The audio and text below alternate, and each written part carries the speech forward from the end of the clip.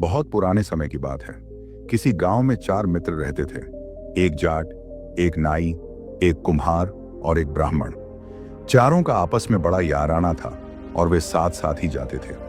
एक दिन ब्राह्मण दोस्त ने अपने तीनों दोस्तों को सलाह दी कि क्यों ना हम तीर्थ करने चलें। उसने कहा कि पता नहीं बुढ़ापे में हमारे घुटने साथ देंगे या नहीं। अभी हम युवा हैं, सो युवावस्था में ही तीर्थ करके आ जाते हैं। चारों दोस्त 4 धाम की यात्रा के लिए पैदल ही चल दिए। चारों ने सलाह की कि घर से निकलने से पहले चारों कुछ न कुछ खाने के लिए राशन पानी लेकर आएंगे, जिससे सफर में कोई दिक्कत ना हो। राशन पानी साथ रहेगा तो जहां भूख लगेगी वहीं बनाकर खा लिया जाएगा। कुम्हार और जाट तो पूरा राशन पानी लेकर आए। उन्होंने सूखा सीधा और अचार पराठे भी बांध रखे थे।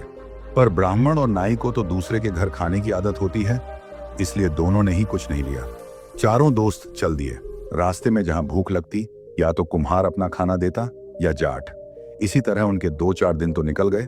2-4 दिन बाद उनका राशन पानी खत्म हो गया तो जाट ने नाई और ब्राह्मण से कहा, भाई हमारा राशन पानी तो खत्म हो गया है, अब तुम दोनों अपना राशन निकालो जिससे कि आगे का सफर आसानी से कट जाए। अब ब्राह्मण और नाई अपनी बगले झांकने लगे। वे तो कुछ लेकर ही नहीं आए थे, सो क्या निकाल कर देते। दोनों खीसे निपोड़ने लगे। जाट समझ गया कि ये कुछ नहीं लेकर आए हैं। जाट और कुम्हार ने दोनों को बड़ी झाड़ लगाई, पर दोनों चुपचाप सुनते रहे। कुम्हार बोला, अरे भाई चौधरी, हमें तो इस बात का पहले ही अंदाजा लगा लेना चाहिए था कि यह ब्राह्मण और नाई कुछ नहीं लेकर आएंगे।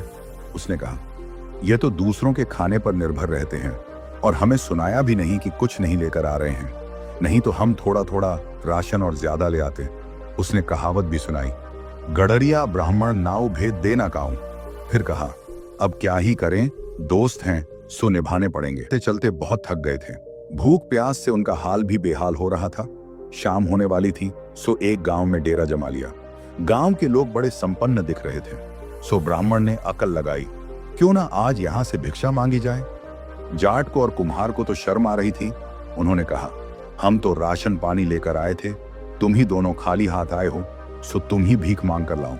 तो ब्राह्मण ने अपनी जुगत लगाई और बोला, क्यों भाई, चारों खाएंगे तो चारों ही मांगेंगे। ऐसा करते हैं, चारों एक एक घर में जाते हैं और जो कुछ मिलता है वह लाकर रात का खाना बनाते हैं। चारों चल दिए।